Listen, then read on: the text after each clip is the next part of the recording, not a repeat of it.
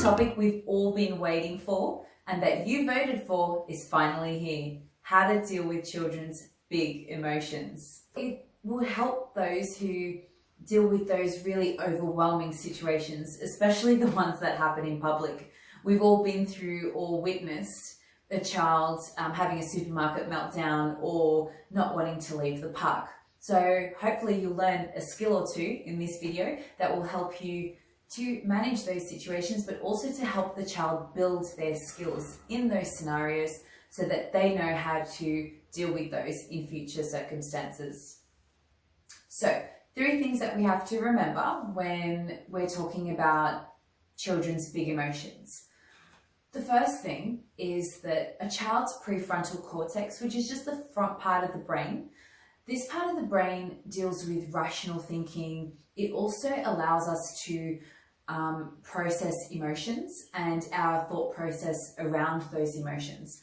That's actually still developing, and it doesn't actually fully develop until we're 25 years old. So it's really important to understand that sometimes when a child's angry or frustrated, they might have a go-to response such as hitting or throwing something. It's not intentional. Sometimes that's just their reflex action. And so what we have to do is almost help them to reprogram that part of the brain so that they either take a deep breath, count, do something else that would be more appropriate in that scenario when they're feeling those emotions. That brings me to the second point.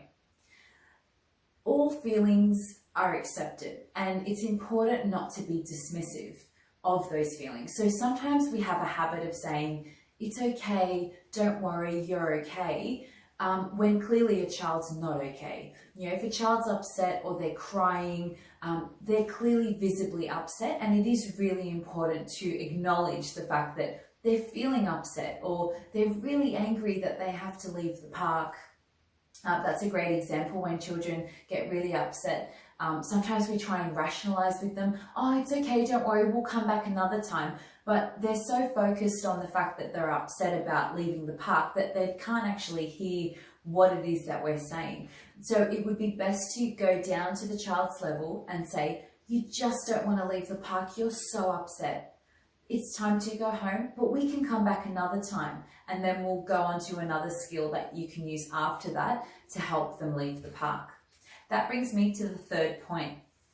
It's really important to acknowledge the feelings, just as I did, to decrease their emotions. So sometimes when a child's emotions are quite high and we're dismissive of them, when they're angry or frustrated, and we don't acknowledge it, it will just increase and increase. And this is where we see those huge tantrums and meltdowns, and you know, it just kind of piles up one on top of the other, and then there's, you know, it's a more difficult situation to handle. I'll give you an example of that. Say, for example, you're driving on the road and you're going somewhere with a group of friends in the car, and it's a really important date, whether it be a wedding or something that you have to get to, and there's a driver in front of you that's really, really slow. So you decide to take the left lane, the driver follows you. You decide to take the right lane, the driver follows and stops, you know, comes in front of you. You start accelerating, the driver in front of you starts pushing on the brake. It's a green light in front of them, they still push the brake, and they're not even going through anymore. You turn back, you go back to the next lane. Again, they follow you, and you just get thinking, what is going on? Just move out of my way so I can get through. Now, your 3 friends in the back, one of them starts giving you advice. You know, maybe if you just stay in one lane, the car won't follow you. I don't know why you keep changing the lanes. The second person gives you a lecture. You know, if you continue driving like that, you're probably going to get pulled over and you're going to have a suspended license, and then we can't go anywhere. Meanwhile, your feelings are escalating. The third person starts asking questions. Why do you keep braking for? Why are you changing lanes? What's wrong with the way you're driving? And at this point, you're probably thinking, I'm just, you know, I don't know what I'm going to do. And the person in the front looks at you and says, oh, that's so frustrating. I hate it when people drive like that. And you think, yeah. And automatically in that moment, your feelings have decreased. And this is the same with children. When they're feeling angry or frustrated, you know, it's like the saying, you can never calm a person down by saying calm down when they're angry. So instead of giving advice to our children or lecturing them, or, you know, sometimes we question them. Why? What's wrong? You know, what's going on? What happened? And that's all well and good, but in the heat of the moment, it's so important. The first thing that you need to do is acknowledge feelings. As soon as you acknowledge the feeling, then we can go on to trying to rationalize with them or give them an option on what to do.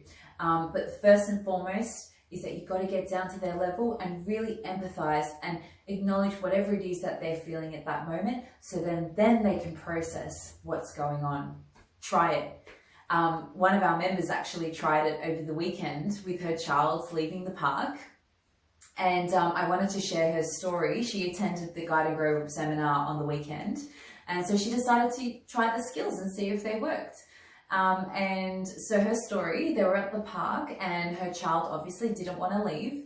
And so she got down to their level, acknowledged the feelings, you really just don't want to leave the park, and then stated her expectations, it's time to go home. And then offered the child a choice. She said, would you like to fly like a bird to the car or walk or roar like a dinosaur? That's what it was. And the child chose flying like a bird, and off they went. No tantrums, no screaming, no rationing or reasoning or bribing, because the child's feelings were acknowledged. And then there are some other skills that we'll learn in the videos to come on what to do after that. So, hope you enjoyed this video, and I can't wait to see what topic is next.